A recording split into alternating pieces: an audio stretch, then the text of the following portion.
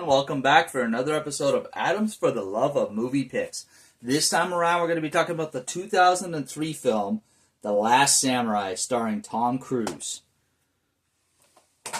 So, besides Tom Cruise as Nathan Algren, this movie also stars Ken Watanabe as Katsumoto, Billy Connolly as Zebulon Grant, William Atherton as the Winchester Rep, Chad Lindbergh as the Winchester Rep, Masato Harada as Omura,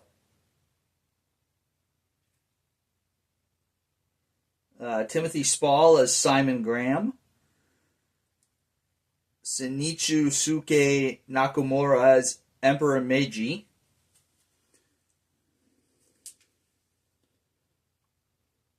Shin Koyamada as Nobutada, Hiroki Sanada as Yujiro, Koyuki as Taka, and that's pretty much the extent of the well-known actors in this one. So before we get into what the Last Samurai is about, I just wanted to read the thing on the front. So, a movie that demands our surrender to its energy, to its bold stroke movie making, to its acting, and above all to its romantic vision of a lost world. I think that's quite accurate.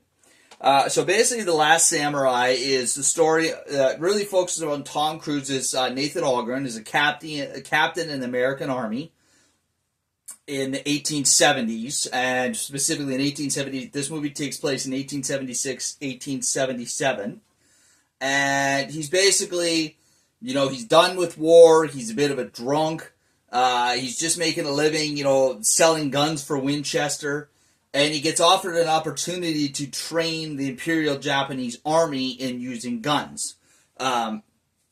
So he goes over there, and the main reason why he's been asked to train them is that the samurai are rebels. So the samurai once served the emperor, and they still do, but they are against the modernization of Japan that is taking place. That is what is happening in this movie. Japan is becoming modern. It's adopting a lot of Western culture, and the samurai are not for that. So they're rebelling against it. So Captain Algren has been asked to train the Imperial Japanese Army to fight the samurai. So this movie, it's such a brilliant storyline. Tom Cruise, you wouldn't think of as the first person for this role, but he does a masterful job playing Nathan Algren, Captain Nathan Algren. Excuse me. So the very first battle, initially he's asked to train the army, and then he's asked to lead the army, or help lead the army against the samurai. And in his first battle, he warns them that the army is not yet ready to take on the samurai.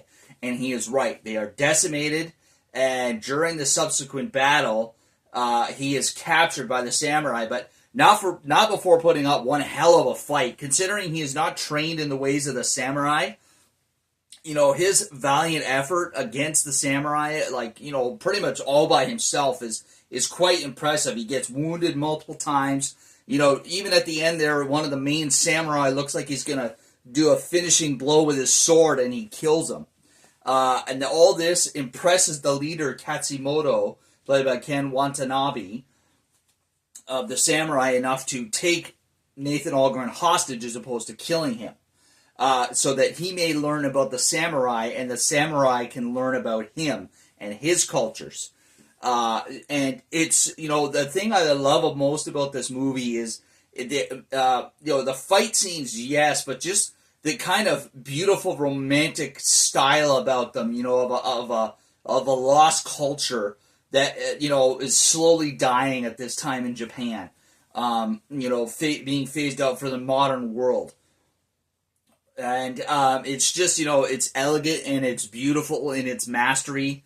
And I really, like it. Even just some of the training fight scenes when you're seeing the samurai using their swords and their fighting techniques is really quite awe-inspiring and just really amazing to watch. Whoever did the research and the choreography for this movie to learn how samurai use their swords, their techniques, and you know, just their culture in general is quite amazing, and I think really spot on. And then, like I said, so as the movie progresses, Nathan Algren, he is, you know, he learns to love the samurai and the people and their ways and their culture, and also learns to respect them.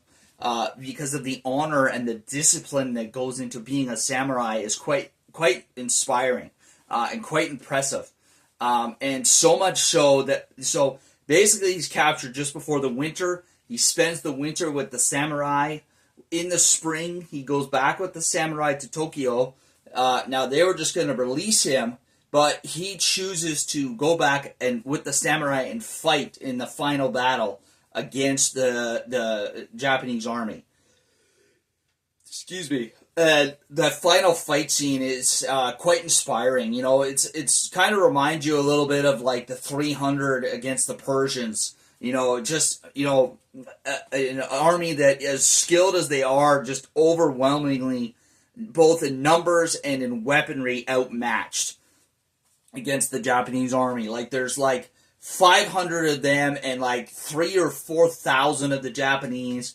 They've got swords and spears and bows and arrows, and the Japanese army, of course, has their guns, has cannons, and they have Gatling guns. You know, the early machine gun. So it's just a hopeless outmatching, but still, they put up a valiant effort, and if nothing else, they inspire the emperor to, you know, to still remember the old ways of Japan, and to not forget where they came from and who they are. So it's really, really well done movie.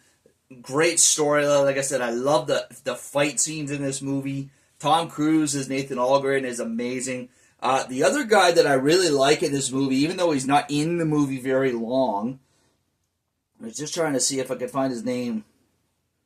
I think it was Billy Connolly as Zabulian Gant. He provides a lot of humor early in the movie. He is one of the army guys. He's a sergeant that's along with Captain Nathan Algren and some colonel guy. I forget what his name is.